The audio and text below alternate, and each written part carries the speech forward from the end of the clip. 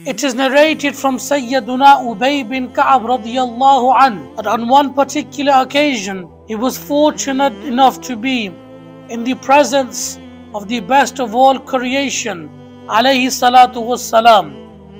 And in this instance, Rasulullah sallallahu alayhi wasallam asked Ubay bin Ka'ab a very special question. He sallallahu alayhi wasallam said, Ya Abal Munzir, referring to Ubay bin Ka'ab, Atadri ayyu ayatin min kitabillahi ma'aka a'zam, that according to you, from the verses of the entire Quran, which verse is the best? Which verse is the best verse? And Ubay bin Ka'ab radiyallahu anh, he knew the answer. How? Because on a previous occasion, Rasulullah sallallahu alayhi wasallam had informed him regarding this answer. But due to his humbleness, his humility, he said, Allah subhanahu wa ta'ala and his noble messenger alayhi salatu wasalam know best. However, Rasulullah sallallahu alayhi wasallam asked him the same question. But Atadri ayyu ayatin min kitabillahi ma'aka a'zam, that according to you, from the verses of the Quran, which verse is the best?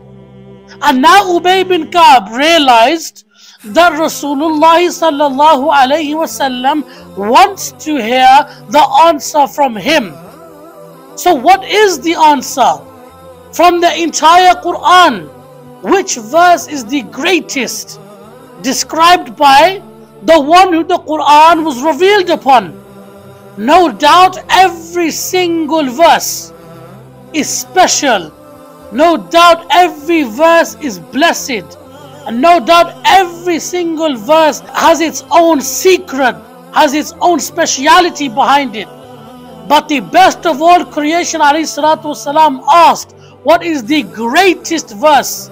And Ubay bin Ka'ab radiyallahu anh replied and said, Allahu la ilaha illa huwa al-hayyul qayyum. Subhanallah. Referring to what we know as the Ayatul Kursi.